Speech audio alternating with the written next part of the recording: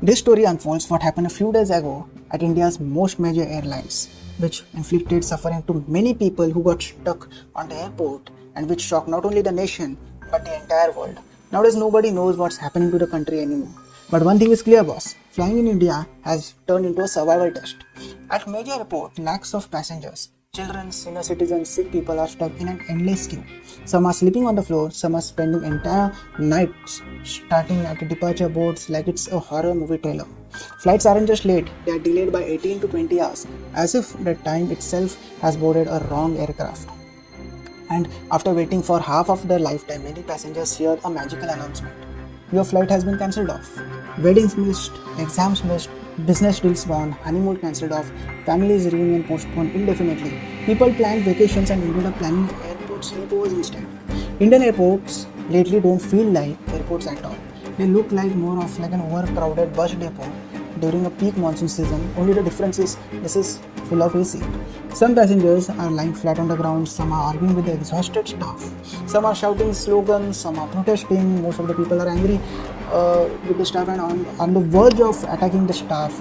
People were going haywire and the youth of the India as usual, most of them were posting on Twitter and X in the hope that may the flights take off or not, but hopefully our post or our tweet may take off and we can become an influencer. Anyways, let's not divert the story from the airlines to the youth and come back to our main story. In just few days of December, over 2,000 flights were cancelled off. In the meanwhile, the few flights still operating suddenly had ticket prices shoot up 10 to 20 times, because why not to kick people when they are already grounded and needy and helpless? It reached a point where flying from Delhi to Ranchi or Guwahati cost more than flying from Delhi to London or from Delhi or from Mumbai to Amsterdam. So basically, a flight from Mumbai to Amsterdam or Mumbai to London felt cheaper as compared to regional flights. The government finally jumped in and said to airlines, please don't loot the people in the daylight. A price cap has to be finally forcefully announced, and basically a polite way of saying from the government, stop behaving like pirates and stop looting the people with all the landing prices hike. Now let's be very clear, this disaster wasn't caused by some external entities. This disaster wasn't caused by Pakistan or China or Khalistani, neither by urban nexus or by some hackers, or even neither with natural calamities like floods or cyclones, something like that. Nothing. The blame wasn't gone on these. But then, whom to blame? People started blaming, of course, the airlines itself and the staff mismanagement. But also, the highlight is people also started blaming the government. Unfortunately, people asked, then how to blame the government? So some people were blaming the government, and in counter, it was a question how the government is wrong here. If the flight and if the staff is mismanaged, if the airlines is to be blamed, the blunder is from airlines, how come government is to be blamed off? So one question is real over here. Who allowed one airline to become so powerful that it controls more than half the aviation market? Who let a private company grow so strong that the government bends within 24 hours? If an opposition leader had shown this level of arrogance, if say, hypothetically, they would have been behind the bars by the weekend. But when it becomes a monopoly by one person, by one industrialist in the entire sector, he becomes like an autocrat. So जिसकी लाठी उसका बल, so जिसके पास बल है वो सब कुछ करेगा basically. And this isn't just about one airline. This is the story of New India, when profits matter more than passengers and balance sheet matters more than safety. When one company controls 60 to 65% and essential service and they don't serve the customer, they command them, and that's exactly what happened. Think about few days back what happened with the farmers. To get unjust laws repealed, they protested for over a year.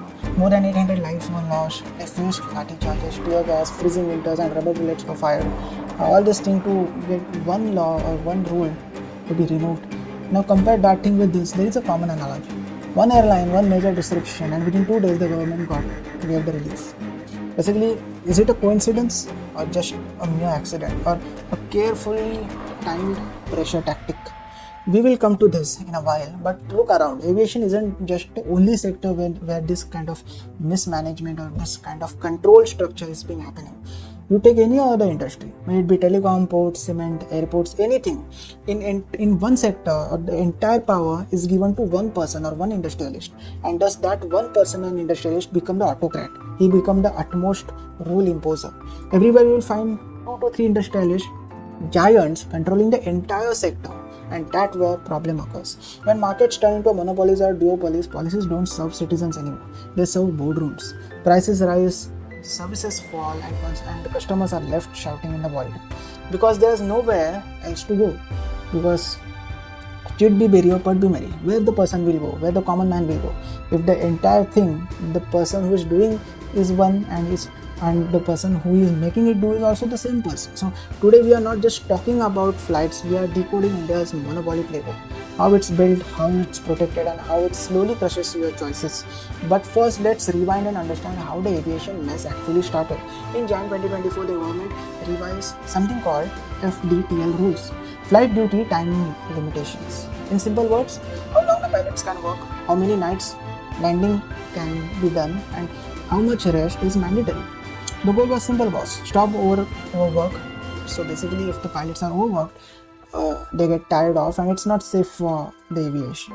Under the new rules, pilot must get at least 48 continuous hours of rest every week. Night hours were expanded. Night landings reduced from 6 to 2 per week. Airlines must report fatigue data to the government. These rules match the global safety standards, so that is good. Nobody disagreed that the pilots in India were exhausted. Airlines, however, were not thrilled. They said, good idea, but give us some time. The case reached the Delhi High Court, which ordered phase-wise implementation. The first phase passed off smoothly, but the main problem occurred in the second phase implementation, affecting night flights, which were the real problems. Airlines were given nearly 2 years to prepare. Deadline was November 1. So the big question is, why did only one airline fall so spectacularly? There are two versions for this question. First version is from the airline's defense. They operate 2,300 flights daily. We are a low-cost carrier. They squeeze maximum usage from the aircraft and the crew, and they run the most night flights. So even a small delay triggers a massive domino effect. But then December arrives, fog, technical glitches, festive rush, staff shortages, everything explodes together, and the kingdom collapses brick by brick because of this. And one-time performance collapses, which leads to October 80% fall, November 67%, then to 50%, and then to 35%, and finally it sunk to almost 8%. At that point of time, even time gave up. And there is a second version now, which is believed by the pilots and the unions. They say that the airlines never plan to implement the rules properly. The business model is simple, boss: minimum staff and maximum output, or maximum work being done. So basically squeeze the people or the staff so that the maximum output can be extracted. Instead of hiring more pilots, recruitment was frozen. Then winter travel surged and the system collapsed. According to the pilot association, the crisis was allowed to spiral intentionally. Why? So the government would panic. So rules would be relaxed. So the cost could be avoided, and it worked as well. The DGCA granted a one-time exemption. Rules postponed till February. The government launched an investigation, but let's be very honest. If the real action was possible, it would have been already happened, right? Then how did one airline become so powerful enough to bend the so-called strongest government in the history? To answer that, we must look at how this monopoly was built in the first place. Ironically, the airline is also India's biggest aviation success story. It made flying affordable, it connected small towns, it changed how the India flies. But success without regulation slowly turns into a domination, and that's where the problem exactly lies. When, as initially stated, if the entire power of one sector is given to a single person, then it becomes an outright autocrat of thing. He becomes a rule maker, and that's where the problem is. Whatever things he says has to be done and implemented, and the entire sector follows. Basically, he becomes the entire sector and drives the entire sector.